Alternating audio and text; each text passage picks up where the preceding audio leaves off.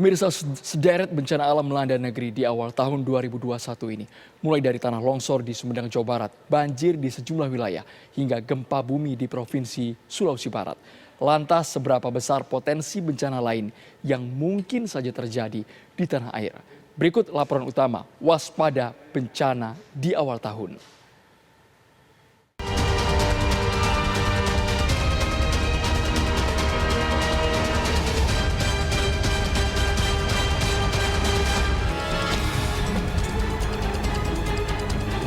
Mengungsi turun air, semua orang lagi ini cari yang tempat lebih tinggi.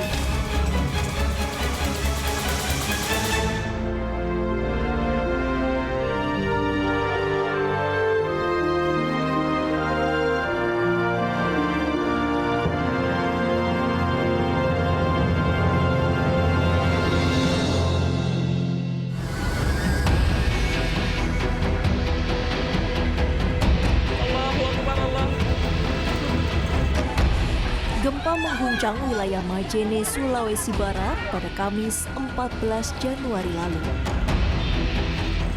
Gempa dengan magnitudo 5,9 tersebut merupakan jenis gempa bumi dangkal akibat aktivitas sesar lokal.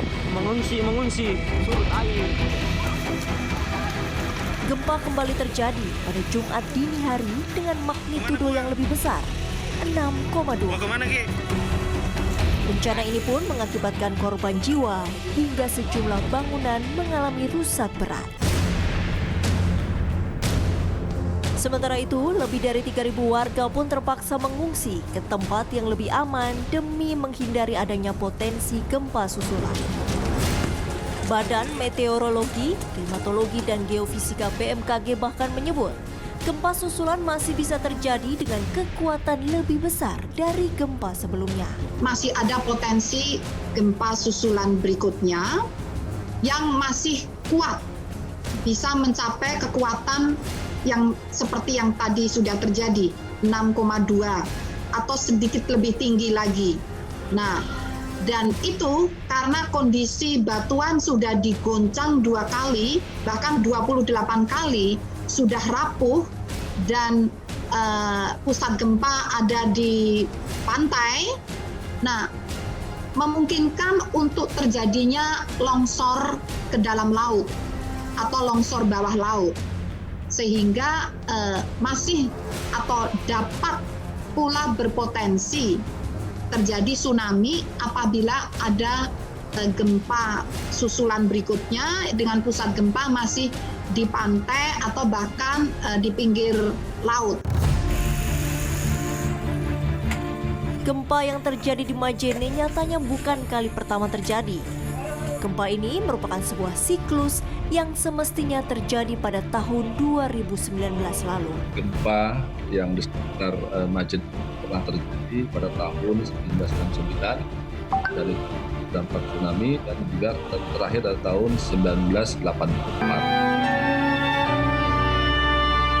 Gempa bumi di Provinsi Mengungsi, Sulawesi surut Barat air. nyatanya bukan satu-satunya bencana alam yang terjadi di bumi pertiwi pada awal tahun ini.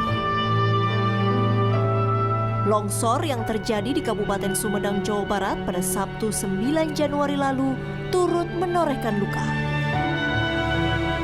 Tercatat sudah lebih dari 20 orang ditemukan dalam keadaan tidak bernyawa dan puluhan masih dinyatakan hilang. Tim SAR pun memperluas area pencarian korban. Di 4 sektor, alat berat ada 4, kemudian juga alkon yang kita gunakan ada 3. Mudah-mudahan ini bisa maksimal di hari ke-7 ini, sehingga banyak temuan korban atau semua korban yang masih dalam pencarian bisa kita temukan di hari ke-7 ini.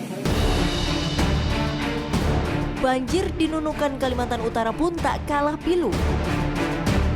Banjir di wilayah perbatasan ini terus meninggi hingga mencapai ketinggian 4 meter selama sepekan. Akibat banjir kiriman dari sungai di negeri jiran ini, diperkirakan 110 hektar sawah milik petani gagal panen dan beberapa hektar kawasan perkebunan milik masyarakat terendam banjir. Hujan deras yang terus mengguyur wilayah Kabupaten Polewali Mandar, Sulawesi Barat juga sempat mengakibatkan Sungai Kalimbual, Kecamatan Tapango, meluap dan mengakibatkan sebuah jembatan gantung penghubung antar desa terputus. 5 rumah warga juga rusak diterjang longsor. Banjir yang terjadi selama lebih dari sepekan juga merendam 11 kecamatan di Kabupaten Banjar, Kalimantan Selatan. Ketinggian air diperkirakan mencapai 3 hingga 4 meter. Banjir juga memutus jalur transprovinsi arah Kalimantan Selatan ke timur. Asalnya jembatan di Jalan Ayani, Kecamatan Mataraman, Kabupaten Banjar ambruk karena tergerus banjir. Musibah banjir yang melanda Provinsi Kalimantan Selatan menyebabkan 3 kabupaten, yakni Hulu Sungai Tengah, Kabupaten Banjar, dan Kabupaten Tanah Laut menjadi wilayah terparah yang terdampak banjir. Dengan sederetan bencana yang melanda negeri, BMKG pun mengimbau masyarakat agar selalu waspada terhadap segala potensi bencana hidrometeorologi hingga kegempaan yang mungkin terjadi. Kami perlu menyampaikan beberapa hal yang terkait dengan fenomena kegempaan, dan juga pada saat yang bersamaan ini kami juga sedang mengantisipasi fenomena potensi ekstrim untuk kondisi cuaca. Nah, sehingga ini perlu kami sampaikan karena ada juga peluang itu kan akan bersamaan ya. Cuaca ekstrim, kemudian ada gempa. Nah, semoga itu tidak terjadi doanya. Karena ini sifatnya mitigasi bencana, sehingga beberapa skenario yang terburuk yang perlu kami sampaikan. Masyarakat mungkin tak tahu pasti kapan bencana akan terjadi. Namun dengan skenario mitigasi dan kewaspadaan tinggi, semestinya bisa meminimalisir korban jiwa yang mungkin ditimbulkan. Mengungsi, turun air, semua orang lagi ini cari yang tempat lebih tinggi.